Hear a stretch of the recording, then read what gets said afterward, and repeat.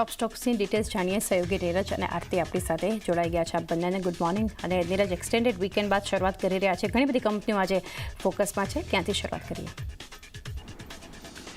જી, આજે નવું નાણાકીય વર્ષ શરૂ થઈ રહ્યું છે. 1 એપ્રિલ છે, એટલે ઘણા બધા જગ્યાએ આપણને ચેન્જીસ આવતા જોવા મળ્યા છે. પરંતુ જે ચેન્જીસ આપણને ખાસ કરીને અસર કરતા દેખાશે એના પર એક વખત સૌથી પહેલાં નજર કરી લઈએ. તો જો સૌથી પહેલાં OMCs પર નજર કરી લો, કારણ કે અહીંયા OMCસે જે કોમર્શિયલ LPG સિલિન્ડર છે એના ભાવ 41 રૂપિયા જેટલા ઘટાડ્યા છે અને 19 kgનો જે સિલિન્ડર આવે છે તે અહીંયાથી આપણને સસ્તો થતો દેખાશે. એટલે એક એના પર ફોકસ રાખવાનો. આમ તો કન્ઝ્યુમર સેન્ટ્રિક અસર છે, પરંતુ જે પ્રમાણે OMCsનો નિર્ણય છે ચોક્કસ અહીંયા થોડી ઘણી અસર તો આવશે. અને બીજી તરફ ATFના ભાવ પણ લગભગ 5870 પ્રતિ કિલો લીટર જેટલા તેમણે અહીંયાથી ઘટાડતા જોવા મળ્યા છે. એટલે આ બંનેની અસર આજે OMCs પર આવતી જોવા મળશે. બીજી તરફ ગેસ કંપની છે ખાસ કરીને આજના દિવસે ફોકસમાં રહેશે, કારણ કે એક તરફ જ્યારે સિલિન્ડરની કિંમતની અંદર ઘટાડો થયો છે, અહીંયા નેચરલ ગેસના ભાવની અંદર આપણને વધારો થતો જોવા મળી રહ્યો છે. સરકારે નેચરલ ગેસની કિંમત 4% જેટલી વધારી છે. 1 એપ્રિલથી 30 સપ્ટેમ્બર સુધીના સમયમાં આ કિંમત ખાસ કરીને વધારો કર્યો છે. પહેલાં જે 6.50 MMBTU ડોલર હતી તે વધારીને અત્યારે 6.75 MMBTU પ્રતિ ડોલર કરવામાં આવી છે. હવે આની અસર શું આવશે? તો CNG ખાસ કરીને મોંઘો થશે. PNG ગેસ જે આપણા ઘરોની અંદર પાઇપ દ્વારા આવે છે એ અહીંયાથી આપણને ખાસ કરીને મોંઘો થતો દેખાશે. એટલે આની અસર આજે આપણને IGL, MGL, ગુજરાત ગેસ છે, ગેલ છે, ONGC છે, આ બધા પર પણ એક આવતી દેખાશે. એટલે એના પર એક ખાસ કરીને નજર રાખીશું. બીજી તરફ HAL પર ખાસ ફોકસ આજે રાખવાનો છે, કારણ કે કેબિનેટ કમિટી ઓફ સિક્યોરિટી એટલે કે CCS પાસેથી લગભગ 156 લાઇટ કોમ્બેટ હેલિકોપ્ટર ખરીદવા માટેની મંજૂરી મળી ગઈ છે. કુલ 62,000 કરોડનો ઓર્ડર છે. આમાંથી IAF એટલે કે એરફોર્સને લગભગ 66 જેટલા હેલિકોપ્ટર મળશે, જ્યારે આર્મીને 90 જેટલા હેલિકોપ્ટર અહીંયાથી મળશે. એટલે આ એક ડીલ ઘણી મોટા પાયે એ આપણને થતી જોવા મળી રહી છે. ડીલ સાઇન થયા બાદ 3 વર્ષની અંદર ખાસ કરીને લાઇટ કોમ્બેટ હેલિકોપ્ટર છે એની ડિલિવરી આપવાની રહેશે અને કંપનીને વાર્ષિક 30 હેલિકોપ્ટર ડિલિવરી કરવાની રહેશે, જેની ખાસ અહીંયાથી નોંધ લેવાની. કર્ણાટક, બેંગલુરુ અને તુમકુર પ્લાન્ટની અંદર ખાસ કરીને આનું ઉત્પાદન કરવામાં આવશે અને 5000 મીટરની ઊંચાઈ પર લેન્ડિંગ અને ટેકઓફમાં જે LCH હોય છે એ સક્ષમ હોય છે. એટલે HAL પર એક ખાસ આજના દિવસે ધ્યાન રાખીશું. આ ઉપરાંત ત્યાંથી કંપનીએ એવું પણ કહ્યું છે કે સપ્લાય ચેઇનની અંદર પડકારો છતાં FY24, FY25 માટે લગભગ 30,400 કરોડના કામચલાઉ અનઓડિટેડ આવક ત્યાંથી કંપનીને થઈ છે અને ક્ષમતામાં વધારો થયો છે. અને કંપનીને ખાસ કરીને નવા કરાર પણ મેન્યુફેક્ચરિંગ માટેના કર્યા છે, જેની અંદર ખાસ કરીને GE એન્જિન સાથેનો જે કરાર છે એ પણ એક મહત્ત્વનો કરાર છે. અને આપણે ગયા અઠવાડિયે જેની એક અસર જોઈ હતી કે પહેલું એન્જિન એમને મળતું દેખાયું છે. એટલે આવનારા સમયની અંદર આ કરાર પણ ખાસ કરીને અહીંયાથી ફોકસમાં રહેતા દેખાશે. એટલે જુઓ, HAL માટે આજના દિવસે 2 ન્યૂઝ છે કે જે ઘણા મહત્ત્વના છે અને એના પર આપણે ખાસ કરીને નજર રાખતા રહીશું.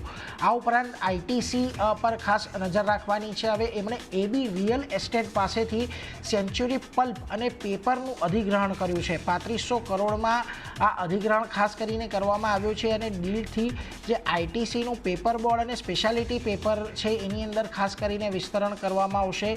કેશ ફ્રી, ડેટ ફ્રી ધોરણે 3500 કરોડ સુધી ના કેશની વિચારણા છે. એટલે ખાસ કરીને આના પર એક ધ્યાન રાખજો. ઓલરેડી ITC એક પેપર બિઝનેસની અંદર, સ્ટેશનરી બિઝનેસની અંદર ઘણા સમયથી છે. એટલે આ સેન્ચુરી પલ્પનું અધિગ્રહણ કરીને કંપની અહીંયા પોતાની જે પ્રોડક્ટ રેન્જ છે, પોતાનું ડિસ્ટ્રીબ્યુશન છે એ ખાસ કરીને વધારતી દેખાશે. એટલે એના પર એક ખાસ ફોકસ રાખવાનો. આમ તો પેપર બિઝનેસની કુલ આવકની અંદર બહુ મોટો હિસ્સો નથી, પરંતુ આ અધિગ્રહણ બાદ કદાચ આપણને એક હિસ્સાની અંદર વધારો થતો જોવા મળે. એટલે એના પર એક ખાસ ફોકસ અહીંયાથી રાખવાનું છે. બીજી તરફ ટાટા મોટર્સ પર એક ખાસ કરીને ધ્યાન રાખવાનું છે. તેમની સબસિડરી કંપની JLR ટાકો એટલે કે ટાટા ઓટોકોમ્પ સિસ્ટમ સાથે પરચેસ એગ્રીમેન્ટ કર્યા છે. હવે આ ટાકો એટલે કે ટાટા ઓટોકોમ્પ સિસ્ટમ્સનો JLR વેન્ચર્સમાં 80% હિસ્સો હતો. તે હિસ્સો ટાટા મોટર્સને ખાસ કરીને આવનારા સમયની અંદર વેચશે અને આર્ટિફેક્ટ્સ ઇન્ટિરિયર સિસ્ટમ્સમાં 80% હિસ્સો આ ટાકો ખરીદશે. અને JLR જે છે એ હવે ટાટા મોટર્સની સંપૂર્ણ માલિકીની સબસિડરી અહીંયાથી બનતી દેખાશે. 28 માર્ચ 2025થી JLR અને AISL બંને ટાટા મોટર્સની સબસિડરી કંપની બની ગઈ છે. એટલે એના પર એક ખાસ કરીને ધ્યાન અહીંયાથી રાખવું રાખવાનું છે, એટલે ટાટા મોટર્સ પર પણ આજે નજર રાખજો. બીજી તરફ વરુણ બેવરેજીસ ખાસ ફોકસમાં રાખવાનો છે આજના દિવસે. ગાના બોટલિંગ કંપની પાસેથી એસબીસી બેવરેજીસ ગાનાનો 100% હિસ્સો કંપની ખરીદવા જઈ રહી છે અને તાન્ઝાનિયા બોટલિંગ કંપની પાસેથી એસબીસી તાન્ઝાનિયાનો 100% હિસ્સો ખરીદવા જઈ રહી છે. એટલે ખાસ કરીને આજે બોટલિંગ બિઝનેસ પહેલાં બીજા પાસેથી તેઓ ખાસ કરીને લેતા હતા, તે હવે પોતે ખરીદીને પોતાની સંપૂર્ણ માલિકીની સબસિડરી બનાવશે, એટલે એના પર એક ખાસ ધ્યાન અહીંયાથી રાખવાનું છે. એટલે આ બંને કંપનીઓના અધિગ્રહણ બાદ આજે જોઈએ આપણને વરુણ બેવરેજીસમાં શું ખાસ કરીને ઇમ્પેક્ટ આવતી જોવા મળે છે. આ ઉપરાંત તમારે અદાણી એનર્જી પર એક ખાસ ધ્યાન રાખવાનું છે. ગુજરાત યુનિટમાં 480 મેગાવોટ સોલર પ્રોજેક્ટ એમણે શરૂ કર્યો છે અને ખાસ કરીને કંપનીની હવે જે કુલ રિન્યુએબલ ક્ષમતા છે તે 14,218 મેગાવોટ આપણને પહોંચતી જોવા મળી ગઈ છે. ધ્યાન રાખવું કે ખાવડાની અંદર આ અદાણી ગ્રીન એનર્જીના ઘણા મોટા પ્લાન્ટ આવેલા છે, જેની તબક્કાવાર શરૂઆત આપણને થતી જોવા મળી રહી છે. એટલે એમાંથી 480 મેગાવોટનો જે સોલર પ્રોજેક્ટ છે તે એમણે ખાસ શરૂ કર્યો છે. એટલે આજના દિવસમાં અદાણી ગ્રીન એનર્જી પર પણ એક ફોકસ રાખવાનો છે. બીજી તરફ બીએસસી ગયા અઠવાડિયે આપણે ચર્ચા કરી હતી કે અહીંયા આપણને બોનસ શેર ઇસ્યુ માટેની વિચારણા થઈ શકે છે ને એને પગલે આપણે સારી તેજી પણ જોઈ હતી. જો કે સેબીનું પણ એક કારણ હતું કે જે એમણે 2 દિવસ મંગળવાર અને ગુરુવારે એક્સપાયરીની વાત કરી, એને લઈને પણ ખાસ કરીને એક સારી તેજી આપણને આવતી જોવા મળી હતી. જો કે હવે આ બોર્ડ બેટની જે બેઠક થઈ હતી તેની અંદર 1 શેર પર 2 શેરને મંજૂરી આપવા બોનસની મંજૂરી અહીંયાથી ખાસ કરીને મળી ગઈ છે. હવે ખાસ કરીને ધ્યાન અહીંયાથી એ રાખવાનું છે કે એક્સડેટ અહીંયા નથી આવી, એટલે એક્સડેટ કઈ આવે છે એના પર એક ખાસ ફોકસ રાખીશું. એટલે જો તમારી પાસે બીએસસીનો 1 શેર એ ડેટ સુધી હશે તો તમને બીજા 2 શેર મળી શકે છે, એટલે ટોટલ 3 શેર તમારી પાસે થઈ શકે છે. મોટો બોનસ ઇસ્યુ અહીંયાથી બીએસસીનો છે, એટલે આજે અહીંયા કેવી અસર આવે છે એ પણ આપણે ખાસ કરીને ધ્યાન રાખીશું. જુઓ શુક્રવારના દિવસે તો એક સારી એવી તેજી આપણને અહીંયા બનતી જોવા મળી હતી. આ ઉપરાંત ખાસ કરીને જીએમઆર એરપોર્ટ પર અહીંયાથી ખાસ કરીને ધ્યાન રાખવાનું છે, કારણ કે અહીંયાથી તેમણે યુડીએફમાં દિલ્હી એરપોર્ટ પર સ્થાનિક મુસાફરોના યુડીએફમાં કોઈપણ પ્રકારનો ફેરફાર નથી કર્યો. ધ્યાન હોય તમને તો અદાણી એરપોર્ટ દ્વારા ગયા જ અઠવાડિયે કે ગયા મહિને ખાસ કરીને મુંબઈ એરપોર્ટ પર યુડીએફની અંદર ખાસ કરીને વધારો કરવામાં આવ્યો હતો ઇન્ટરનેશનલ અને ડોમેસ્ટિક બંને માટે, જ્યારે દિલ્હી એરપોર્ટ પર ખાલી સ્થાનિક મુસાફરો માટે અત્યારે કોઈ ફેરફાર કરવામાં નથી આવ્યો. આંતરરાષ્ટ્રીય ફ્લાઇટ્સ માટે ડિફરન્શિયલ ટેરિફ સિસ્ટમને મંજૂરી આપવામાં આવી છે, એટલે યુડીએફ લગભગ 148% વધારો આંતરરાષ્ટ્રીય ફ્લાઇટ્સ માટે થયો છે, જે 145થી વધીને 360 પર અહીંયાથી ખાસ કરીને કરવામાં આવ્યો છે.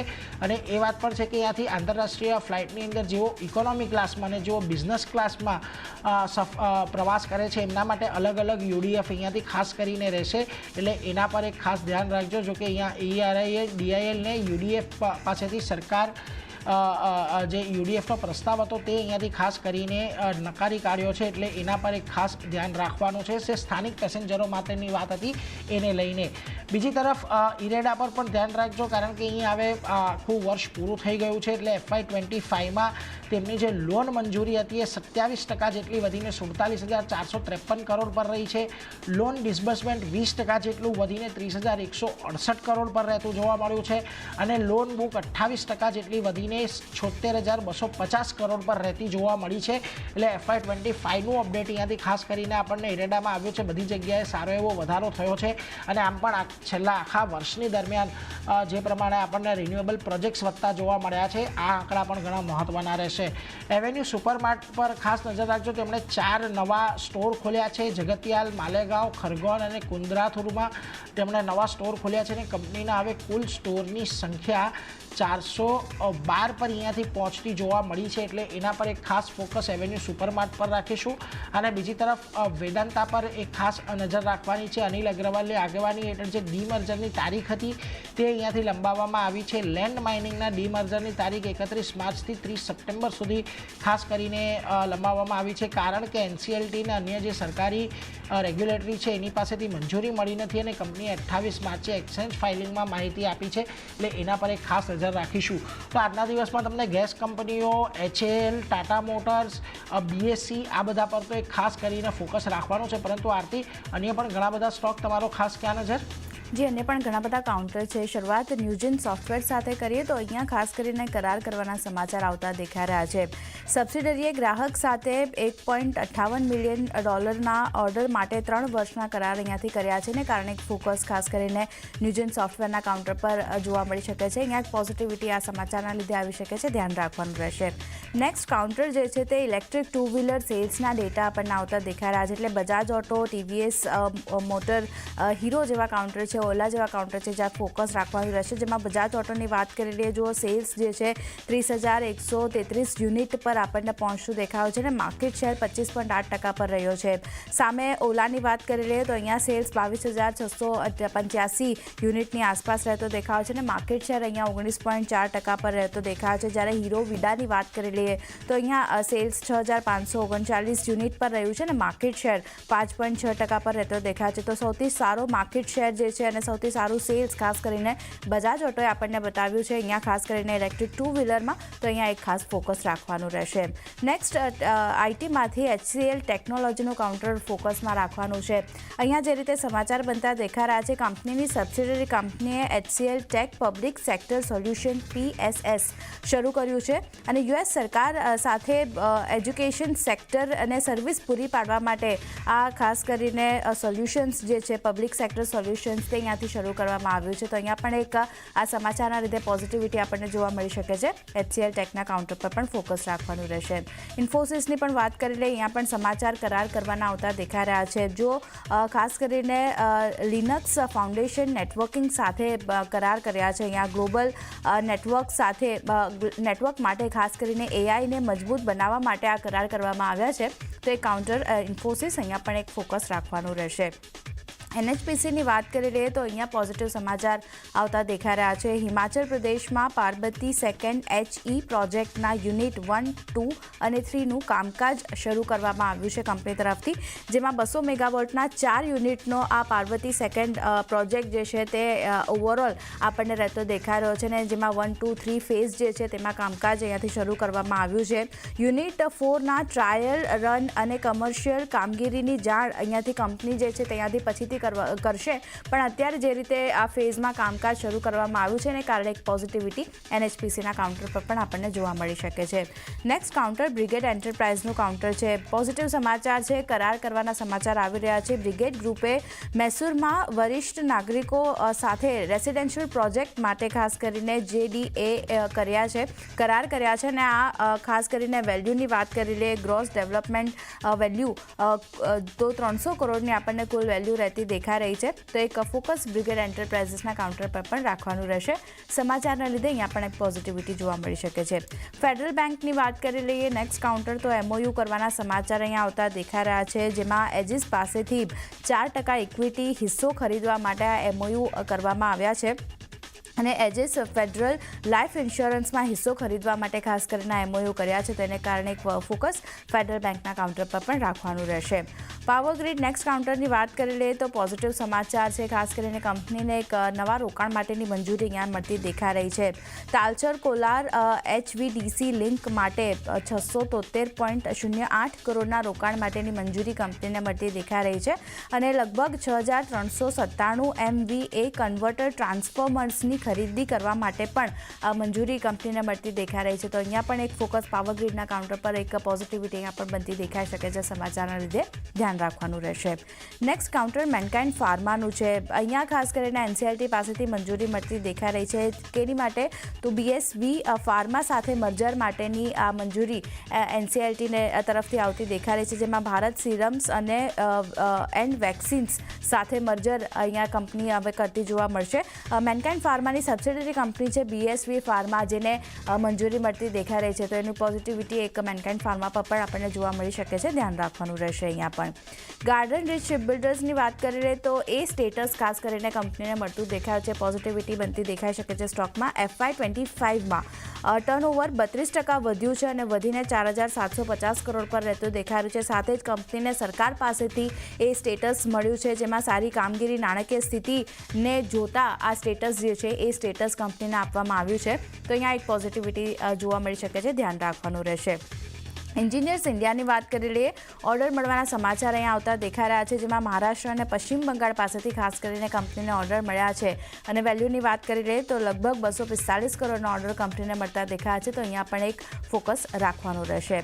રાઇટ્સની વાત કરીએ, એલઓએ મળવાના સમાચાર આવતા દેખાયા છે. પોઝિટિવિટી અહીંયા પણ સ્ટોક આપણને બતાવી શકે છે, જેમાં નુમાલીગઢ રિફાઇનરી પાસેથી 155 કરોડના પ્રોજેક્ટ માટે કંપનીને એલઓએ મળ્યા છે, જેમાં NRL પંચગ્રામ ટર્મિનલ ખાતે કોસ્ટ પ્લસ મોડ બનાવવા માટે આ એલઓએ કંપનીને મળતા દેખાયા છે. અને ખાસ કરીને 24 મહિનામાં આ પ્રોજેક્ટ સંપૂર્ણ પ્રોજેક્ટ કંપનીએ પૂરો કરવાનો રહેશે, તો એક ફોકસ રાઇટ્સના કાઉન્ટર પર પણ અહીંયા પણ એક પોઝિટિવિટી આપણને બનતી દેખાઈ શકે છે. અને છેલ્લે રેલટેલની વાત કરી લઈએ તો અહીંયા પણ ઓર્ડર મળવાના સમાચાર આવી રહ્યા છે. એરકોન ઇન્ટરનેશનલ પાસેથી 162 કરોડના ઓર્ડર કંપનીને મળતો દેખાય છે, જેમાં સિવોક રાંગપો રેલ પ્રોજેક્ટમાં ઇન્ટિગ્રેટેડ ટર્મિનલ કમ્યુનિકેશન માટે આ ઓર્ડર કંપનીને મળતો દેખાય છે, તો અહીંયા પણ એક પોઝિટિવિટી સમાચારના લીધે આપણને બનતી દેખાઈ શકે છે. તો ચાંદી ઘણા બધા કાઉન્ટર છે જે નીરજે જણાવ્યા, મેં જણાવ્યા, બધામાં મોટા ભાગે પોઝિટિવ સમાચાર છે, પણ બધા પર ફોકસ રહેશે. જી, તો આ ઘણી બધી કંપનીઓ